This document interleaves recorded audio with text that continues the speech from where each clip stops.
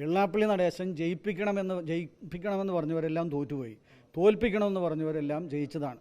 കഴിഞ്ഞ ത്രിതല പഞ്ചായത്ത് തെരഞ്ഞെടുപ്പിൽ തന്നെ UDFന് ഈ വമ്പിച്ച വിജയം നേടാൻ കാരണമായത് വെള്ളാപ്പള്ളി നടേശനെ കേരളീയ സമൂഹം തിരസ്കരിച്ചതിൻ്റെ മകുട ഉദാഹരണമാണ്. വെള്ളാപ്പള്ളി നടേശൻ തോൽപ്പിക്കാനിറങ്ങിയ സുധീരനെ തോൽപ്പിക്കാനിറങ്ങി, PC വിഷ്ണുനാഥിനെ തോൽപ്പിക്കാനിറങ്ങി, KC വേണുഗോപാലിനെ തോൽപ്പിക്കാനിറങ്ങി, അതുപോലെ തന്നെ VD സതീശനെ തോൽപ്പിക്കാനിറങ്ങി. അവരെല്ലാവരും വിജയിച്ചു. ഇങ്ങേരൊന്ന് സപ്പോർട്ട് അല്ലെങ്കിൽ ഇങ്ങേരൊന്ന് എതിർക്കണമെന്നാണ് എല്ലാവരും ആഗ്രഹിക്കുന്നത്. അദ്ദേഹത്തിൻ്റെ വക്കീലായ AN രാജൻ ബാബു കായംകുളത്ത് കരുനാഗപ്പള്ളി തെരഞ്ഞെടുപ്പിന് മത്സരിക്കുന്ന സന്ദർഭത്തിൽ കരുനാഗപ്പള്ളിയിലുള്ള ഈ UDFൻ്റെ നേതാക്കന്മാർ പറഞ്ഞത് എന്താണെന്ന് വെച്ചാൽ, നിങ്ങളൊന്ന് വെള്ളാപ്പള്ളി നടേശനെ കൊണ്ടുവന്ന് എതിരെ ഒന്ന് പ്രസംഗിപ്പിക്കുക, തോൽപ്പിക്കണമെന്ന് പറഞ്ഞാൽ നിങ്ങളുടെ ജയം സുനിശ്ചിതമാണ് എന്ന് പറഞ്ഞു.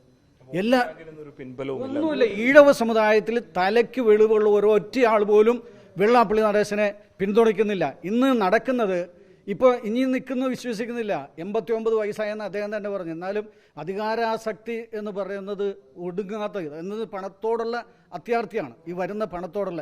അപ്പോൾ എന്താ വെച്ചാൽ ഇനി ആളിൽ നിൽക്കുമെന്ന് ഞങ്ങൾ വിശ്വസിക്കുന്നില്ല. അദ്ദേഹം പറഞ്ഞൊരു കാര്യമുണ്ട്. അശ്വിനി ഹോട്ടലിൽ ഒരു യോഗം നടന്നപ്പോൾ മുന്നിലിരുന്ന ആളുകളെ നോക്കി, എനിക്കൊരാപത്ത് വന്നാൽ എൻ്റെ നെഞ്ചത്ത് ചവിട്ടി കാർക്കിച്ചു തുപ്പി കടന്നു പോകും എന്നറിയാത്തവനല്ല നടേശൻ. നെഞ്ചത്ത് ചവിട്ടാനും കാർക്കിച്ചു തുപ്പാനും തയ്യാറെടുത്ത് ഇന്ന് ഈഴവ സമുദായം നിൽക്കുകയാണെന്നുള്ള കാര്യത്തിൽ യാതൊരു സന്ദേഹവും ഞങ്ങൾക്കില്ല.